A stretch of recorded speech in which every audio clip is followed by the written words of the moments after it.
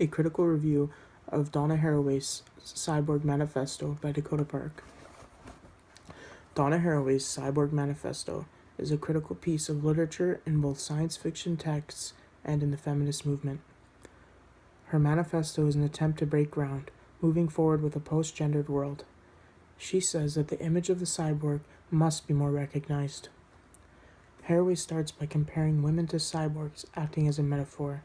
She defines a cyborg in a few ways. They are a cybernetic organism, a hybrid of machine and organism, a creature of social reality, and finally, as a creature of fiction.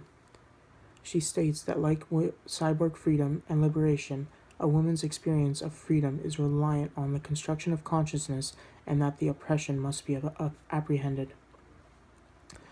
The definition of the cyborg being a hybrid qualifies it as both living and not at the same time.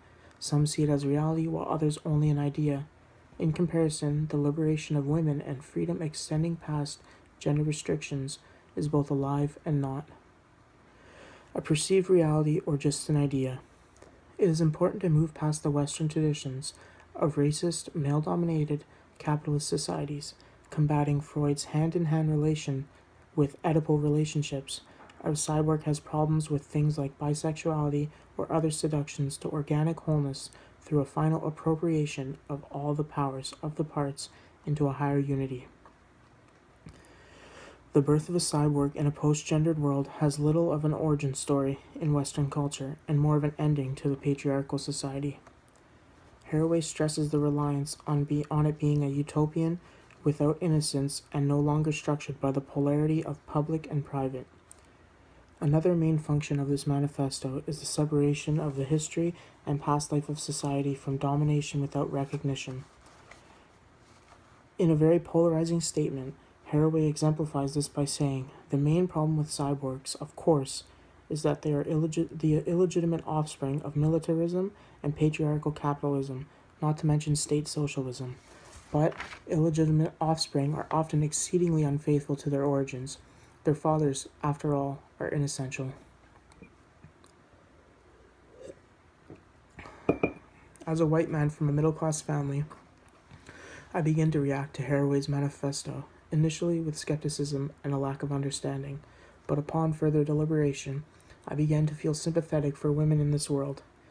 The gender discrimination places women in a vulnerable position in which this radical reaction is justified. The capitalist society has encroached on their freedom to be successful and above all free. Haraway makes it clear that with the address of gender, the problems with sexuality, class, and race would also be changed. These problems stretch past women as they affect all people that are not a part of the 1%. Furthermore, women of color must face the most aggressive acts of oppression from this society, which the cyborg hybridity addresses as it pays mind towards affinity. She says that women of color might be understood as a cyborg identity, a potent subjectivity synthesized from fusion of outsider identities. Haraway breaks it down in a list of changes in society from the comfortable old hierarchical to scary new networks called the informatic dominations. Things such as the moves from representation to simulation, bourgeois novels and realism to science fiction and postmodernism, organic division of labor to ergonomics and the cybernetics of labor, other changes like reproduction to replication, private and public ownership into cyborg citizenship, sex into genetic engineering, and above all, white capitalist patriarchy into informatics of domination. These radical changes are daunting and challenge some of the deepest set roots in our established Western culture. Haraway calls for the feminization of the workplace, where she believes the cyborg would eliminate the exploits that women generally face, such as limited workdays, reduced pay, the treatment like second-rate workers, and the bottom line of only viewed as good for sex objects. The new working class from the post-gender cyborgs will make for equalized ownership and pay for labor and production for all. Haraway goes on to say that we can learn from our fusions with animals and machines how not to be man.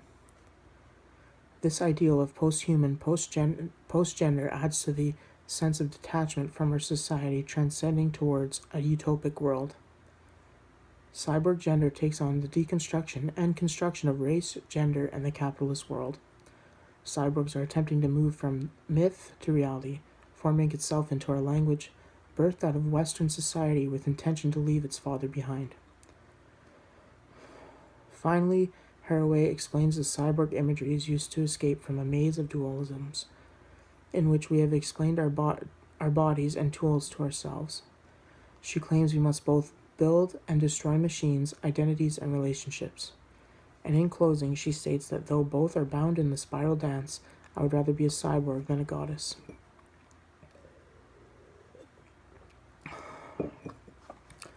I believe her closing statement is a starting line for feminists and young women to begin to form their ideals, leaving behind the constructs of male domination through deities and into the freedom of cybernetics and a hybrid utopia.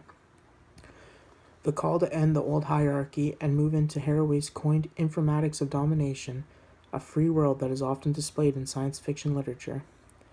These ideals are being accepted and marveled at by the reception of writers like Heinlein, Le Guin, and robotic references such as Blade Runner or iRobot.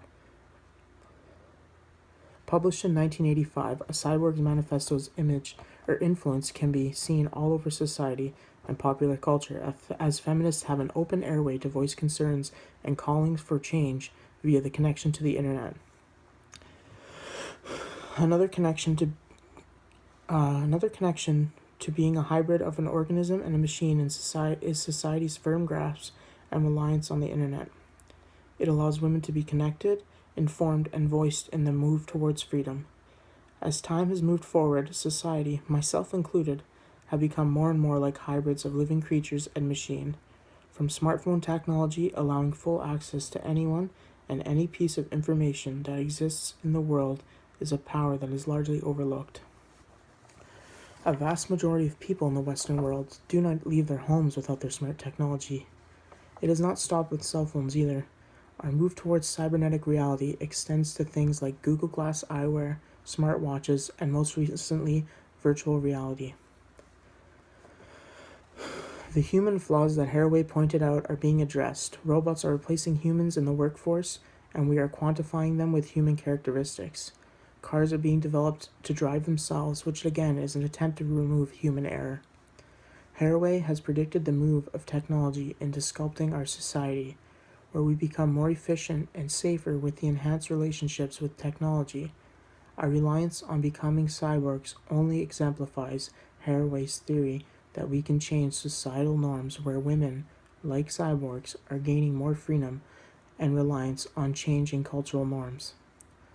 Haraway spoke correctly when she said that cyborgs would be born out of a patriarchal, male-dominated capitalist society, as it is large corporations headed by old white men. The economic benefits technology has given incentive to birth smart technology, only so the cyborgs will inevitably leave them behind. The synthesis of organism and machine will move forward the freedom of cyborgs and the liberation of women as we as a society separate ourselves from the world we live in. Thank you.